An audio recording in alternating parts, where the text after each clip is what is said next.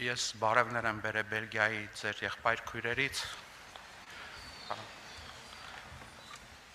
Աստված օրհնի, մենք փոխանցենք։ Աստված օրհնի, ես մի կարճ ուզում եմ խոսել մի թեմայի մասին, որը գրված է երկու տեղ կարդամ, որպես նախաբան, Հակոբոս 4, 13-ից 16,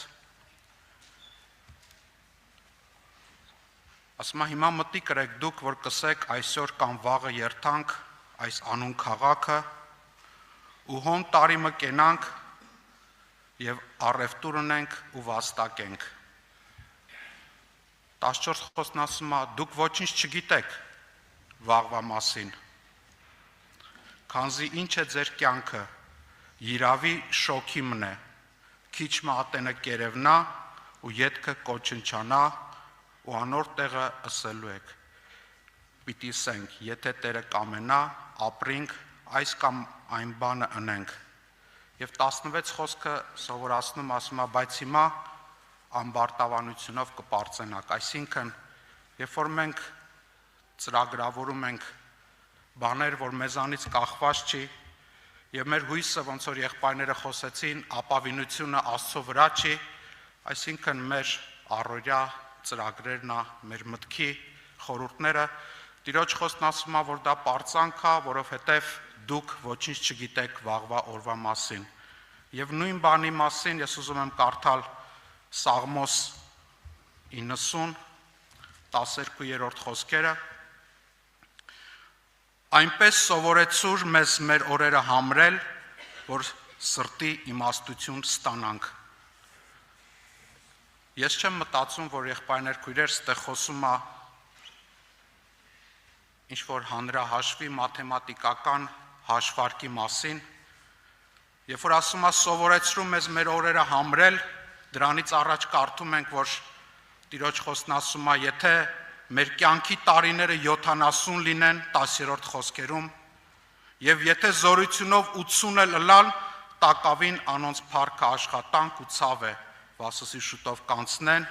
ու մենք կթրջենք։ Ստեղ 70 տարի մարդը ապրում է, եթե զորությունով 80 էլ լինի, շատերը չեն։ Ես նայեցի եղբայրը ոնց է բարձրանում բեմ, ասեցի 30 տարի հետո ես կարամ բարձրանամ ընդհանրապես ինչ-որ տենց աստիճաններ, 70-80-ը բոլորը չի, որ զորությունով են հասնում, բայց ասում է, որ այդ տարիների մեջ տակավին անոնց փառքը աշխատանք և ցավ է, վասզի շուտով կանցնեն և մենք կթրջենք։ Մեր կյանքը շատ ակնթարթում է անցնում։ Հակոբոսը խոսում է դրա մասին և ասում է ինչպես մի շոքի, չէ՞։ Շոքին դա գոլորշին է։ Մենք տենց թեյնիկ ունենք, որ դնում ես գազի վրա, եռում է ձայն է հանում, բոլորս վազում ենք այդ թեյնիկի մոտ, մի պահ գոլորշի է, անջատվում է և մոռանում ես։ Մեր կյանքը նմանացնում է այդ գոլորշուն։ Եղբայրը խոսում էր համեմատվել Քյոլնի տաճարի հետ, բայց երբ որ մենք համեմատվում ենք դա Աստծո մեծության, հավիտենության հետ, եղբայրներ քույրեր, մենք մեզ տեսնում ենք ոչինչ, հավիտենության մեջ մեր ապրած այդ 70-80 տարիները, իրանք շատ չի կարելի ասել փոքր, մանր, չերևացող են, ընդհանրապես կարելի ասել գոյություն չունեցող, և ստեղ 90 Սաղմոսում, երբ որ սովորացնում ասում է սովորեցրուր մեզ մեր օրերը համրել, որպեսզի սրտի իմաստություն ստանանք,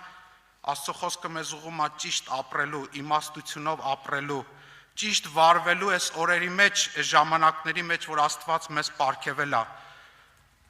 9-րդ խոսքը նույն Սաղմոսի, վասնզի մեր բոլոր օրերը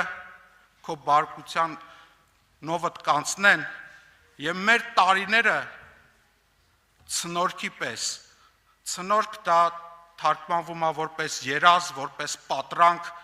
երեկ ես թաղում էի գնացել, ու տես նայում ես մարդու կյանքը ինչքան կարճ է, և ոչ միայն այդ ժամանակը մարդը կանգ առնում այդ թաղման տեղը, հասկանալով, իմանալով Տիրոջ խոսքն էլ է մեզ ուղղում ժողովող 7:2 ասում է ավելի լավ է որ դու գնաս սուքի տուն, քան թե ուրախության տուն։ Մարդը կանգ առնում եւ 4-րդ խոսքերն ասում է, որպիսի իմաստունի իմաստություն ստանալու մասին է իմաստունի սիրտը սուքի տուն է գնում։ Եվ ես կասեմ ոչ թե այդ սուքի տանը մենք ինչ-որ զգացմունքներ ու հույզերն է մեզ մոտ արթնանում, Տիրոջ խոսքն ասում է, որ սուքի տանը մարդը իմաստություն է գտնում։ Իմաստուն մարդը իր կյանքը քննում է եւ շատ հարցեր իհարկե եթե մենակ զգացմունքները գործեն չի փոխվում, բայց երբ որ մարդ իմաստություն է ստանում, իր կյանքում քայլեր են փոխվում, ծրագրեր են փոխվում։ Եվ ես մի կարճ ուզում եմ, որ մենք նայենք մեր կյանքի փոքրությունը, եղբայրներ, քույրեր, կարճությունը, եւ արդյոք մենք ճիշտ գործով ենք այսօր զբաղված, որովհետեւ Տիրոջ խոսքն ասում է, որ ամեն բանի ժամանակ կա։ Ամեն ինչի ժամանակ կա, եւ 5-րդ խոսքում ժողովողի ասում է կա գրկելու ժամանակ եւ գրկից հեռացնելու ժամանակ։ Եվ պատկերացրեք, որ մենք այս թեկուզ այսքան կարճ կյանքում եւ մենք զբաղված լինենք այն բաներով, որը մեզի, ասենք, դրա ժամանակը չի։ Այսինքն այսօր ժամանակն է երեխուն գրկելու, մխիթարելու, բայց այսօր մենք երեխուն բաց թողենք, կամ մեր կողքինին, կամ ինչ-որ մեկին։ Եվ դրա համար Աստված թող տա մեզ այդ սրտի իմաստությունը, որ մենք կարողանանք մեր օրերը համրել, որպեսզի սրտի իմաստություն ստանանք։ Ժողովող 8-ի 5-րդ եւ 6-րդ խոսքերն էլ է խոսում դրա մասին։ Ասում է իմաստունի միտքը ժամանակը եւ ճամփաները գիտեն։ Այսինքն իմաստուն մարդը գիտի հիմա ինչ ժամանակ է եւ ինչ եղանակով, ինչ ձևով է պետք վարվել եւ գործել։ Վասնզի ամեն դիտավորություն իր ժամանակն ու իր հարմարությունը ունի։ Այսինքն Աստծո խոսքն ասում է, որ ոչ թե այդ ժամանակը քիչ է, չի հասցնում, այդ ժամանակը լրիվ բավարար է Տիրոջ երեսը փնտրելու, ունենալու ընտանիք, դաստիարակելու երեխաներ։ Իհարկե մենք չգիտենք մեր վաղվա օրը ոնց է։ Մեր սիրտը չպետք է կապվես աշխարհի հետ, բայց Տիրոջ խոսքն ասում է, որ այսօր մեր ձեռքերում տրված է ժամանակ։ Բայց եթե մենք ուղղակի չենք գիտակցում, ես մի քանի համարներ մենք միասին նայենք, մինչև այդ համարները մի հատ տենց պատմություն եմ լսել, երբ որ մի քարոզիչ ավետարանիչ մի մեծահարուստի կողքը կանգնած Աստծո խոսք է քարոզում, եւ այդ մեծահարուստը ցույց է տալիս իրան, ասում է նայ, սա իմ դաշտերն է, այն իմ ձիերն են, այս իմ անտառներն է, եւ քարոզիչն ասում է, այսի քոնը չի։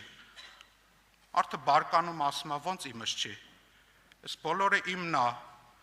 ես այս բոլորը գնել եմ, բոլորը ժառանգել եմ, այս բոլորը իմն է։ Եվ քարոզիչը շարունակում է իր խոսքը, ասում է, նույն այս տեղում 100 տարի առաջ կանգնած էր մի ուրիշ մարդ եւ ասում էր նույն խոսքերը, որ այս ամեն ինչը իմն է։ Եղբայրներ, քույրեր, մենք այս երկրում, այս աշխարհում ոչինչ չունենք, որը մերն է, որը մեր սեփականությունն է, որը մեզ, ասենք, տանելու ենք այստեղից։ Ճիշտ է, կան ճիշտ վարվելու քայլեր, կան վիճակներ, որ մենք պետք է ապրենք, որպեսզի ոնց որ եղբայրն ասեց, ցանենք ոչ թե մարմնավորի մեջ, այլ հոգևորի մեջ։ Պետրոսը խոսում է դրա մասին եւ ասում է առաջի Պետրոս առաջի գլուխ 24-րդ խոսքերը, որովհետեւ ամեն մարմին խոտի պես է եւ ամեն մարդի փառքը խոտի ծաղկի պես, խոտը չորացավ եւ նրա ծաղիկը թափվեցավ։ Այսօր մեր երեխեք եկել են այստեղ Հայաստան, հին ալբոմները, նկարներն էին նայել, ասում է, պապա, գիտես, տատիկին տեսանք, ինչքան չճանաչեցինք, ջահել ժամանակվա նկարներ են տեսել, ինչքան գեղեցիկ է, ինչքան սիրուն է, նմանացնում է Աստծո խոսքը ծաղիկի։ Ծաղիկը առնում ես, պոկում ես, քաղում ես, շատ գեղեցիկ, հիանում ես, եւ ոնց որ Տիրոջ խոսքն ասում, խոտի պես է։ Անցնում է ժամանակ, իր փառքը չորանում է, այդ ծաղիկը թափվում է։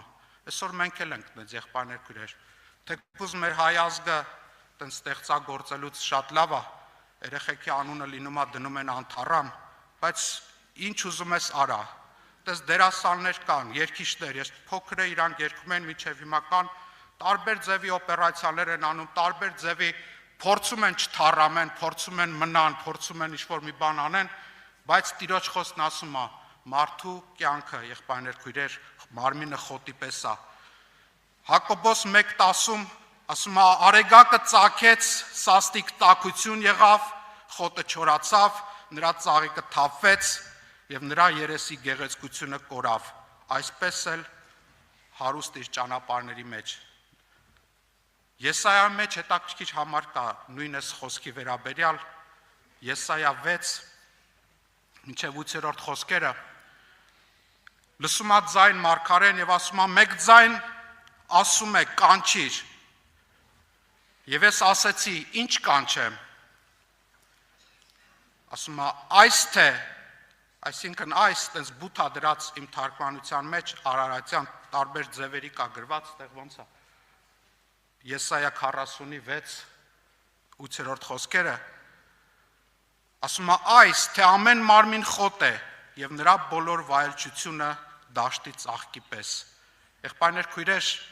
Տիրոջ խոսքը ասում է, որ կարծես տիեզերքում հավիտենության մեջ այսօր այս դալիճում Տիրոջ խոսքն ասում է կանչիր եւ բարձր աղաղակիր եւ ասա, որ ամեն մարմին խոտ է եւ նրա վայելչությունը ծաղկի պես։ Եղբայրներ, քույրեր, ես նորից վերադառնում եմ Սաղմոս 90:12-ին, ասում է Տեր սովորեցուր մեզի մեր օրերը համրել, որպիսի սրտի իմաստություն ստանանք։ Գիտեք, Գաղատացի 6:10 եղբայրը կարդաց, քանի ժամանակը մեր ձեռքերում է, դե ասում է բարի կանենք բոլորին եւ մանավանդ հավատացյալ ընտանիքներուն, քանի ժամանակը մեր ձեռքերում է, այսօր լինում է, որ մենք ժամանակը սխալ բաների վրա ենք ծախսում, օրինակ տենց ժամանակն է այսօր յուղ հավաքելու, Հովսեփի ժամանակն էր ամբարները ժողովելու, ցորեն հավաքելու, այսօր ժամանակն է մեր երեխեքին դաստիարակելու կամ մեր ընտանիքներով զբաղվելու, ժամանակն է բարի գործեր անելու, Տիրոջը ծառայելու, որովհետև դու չգիտես վաղվա օրը ինչ է լինելու։ Ես նայում եմ բոլոր բանաստեղծները վերջում գրել են մայրերի մասին բանաստեղծություն, երբ որ մայրը էլ չի եղել, բայց երբ որ մայրը մեր կողքն է, երբ որ հնարավորությունը կա, երբ որ ժամանակը Տիրոջ խոսքն ասում է մեր ձեռքերի մեջ է, մենք կարծես այդ ժամանակը չենք ճիշտ օգտագործում։ Պարուր Սևակը գրում է իր տղային տենց բանաստեղծություն, նամակ, կարծես, տենց նամակ ունի գրված Ալբերտ Էյնշտեյնը իր աղջկան, եւ հետաքրքիրը որն է, որ ասում է մենք այդ ժամանակ կներես մեզ որդիս կամ այնտեղ ասում է կներես ինձ աղջիկս, որ ես ժամանակ չեմ ունեցել քո համար եւ հիմա այս նամակով եմ քեզ դիմում եւ ինչ որ բան եմ ուզում քեզ ասել։ Եղբայրներ, քույրեր, ժամանակը շատ կարճ է։ Այսօր մենք ունենք կարևոր բաներ անելու։ Այսօր Տիրոջ խոսքն ասում է սովորեցրու ինձի հաշվել իմ օրերը, որպիսի սրտի իմաստություն ստանամ, որպիսի իմ առօրյա կյանքը, իմ գործերը այսօր Տիրոջ կամքի եւ ժամանակի պես լինի։ Այսօր հնարավոր է ժամանակն է հավաքելու, եղբայրներ, քույրեր, ժամանակն է Տիրոջ յուղը հավաքելու, որպիսի չնմանվենք այդ հիմար կույսերին։ Եվ մի քանի համարներ էլ ես շատ ձեր ժամանակը, քանի որ շատ թանկ է, չեմ խլի։ Սաղմոս 39:4-ում նորից խոսում ասում է ցուցուր ինձի ով Տերին վերջս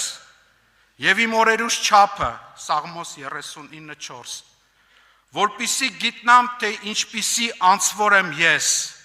Մարդը երբ որ չի գիտակցում եւ Տիրոջ խնդրում ասում է ինձի ցուցուր, այստեղ ասում է հաշվի իմ օրերը, ես մինչև քանիսը կարամ հաշվեմ։ Ես չգիտեմ վաղվա օրը քանիսն է, կարող է պետք է մինչև 40-50-ը հաշվեմ կամ ինչ որ մի թիվ, բայց այդտեղ Սաղմոս երգիչը Դավիթն ասում է Տեր, ցուցուր ինձի իմ վերջը, որպիսի գիտնամ, թե ինչպիսի անձվոր եմ ես։ Գիտեք, Ես այդ համարը գրել եմ նույնիսկ հին ուխտում, ուրեմն երկրորդ օրինաց 32:29 Երանի իմաստունը լաս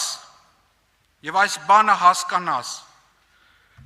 Երանի իմաստունը լայն եւ այս բաները հասկանային եւ իրենց վախճանի մասին մտածեն։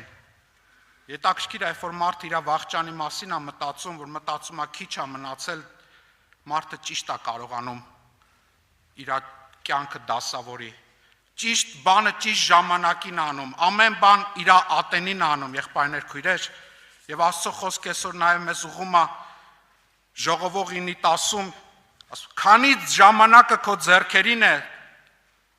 ձեռքդ, որ ինչ որ գտնելու լա, բոլոր ուժովը տրե։ Այսօր եղբայրս, քույրես, երբ որ կգնաս տուն, երբ որ առանձին ես, խորում ու մտածում ես, Տիրոջ խոսքն ասում է, այսօր ձեռքդ ինչ որ գտնելու լա, բոլոր ուժովը տարա, քանզի գերեզմանի մեջ ոչ գործ, ոչ խորուրդ, ոչ գիտություն եւ ոչ էլ իմաստություն կա, բայց այսօր ժամանակ Աստված տվել է մեր ձեռքերի մեջ։ Ղուկաս 12:35 Ձեր մեջքերը գոտևորված լա, սա խոսում է հոգևոր Տիրոջը սպասելու մասին, եւ ձեր ճրակները վառված։ Եվ 40 խոսքերը այսօր ուղղված է դա եկեղեցուն, ուղղված է ամեն մեկիս, ուղղված է մայրերին, հայրերին, ուղղված է եղբայրներին, ուղղված է պատանիներին, երիտասարդներին, ասում է պատրաստ կեցեք 40 խոսքերը Ղուկասի 12, քանզի որդի մարդո պիտի գա այնպիսի ժամանակ, որ դուք չեք կարծել։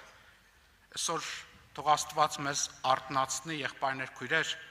եւ Աստված, ոնց որ սկզբից կարդացինք, սովորեցնի մեր օրերը համրել, որովհետեւ այսօր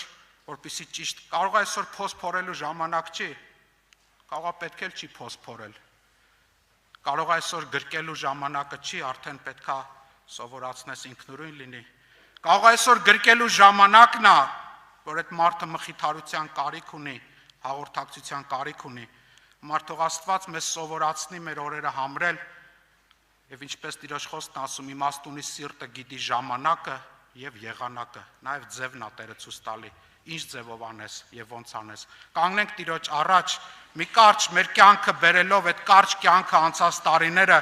եւ մեր գալիք նպատակներն ու ցանկությունները իր առաջ ու ասենք Տեր, սովորացրա մեզ մեր օրերը համրել, որպիսի սրտի իմաստություն ստանանք։ Ամեն։ Երկնքի եւ երկրի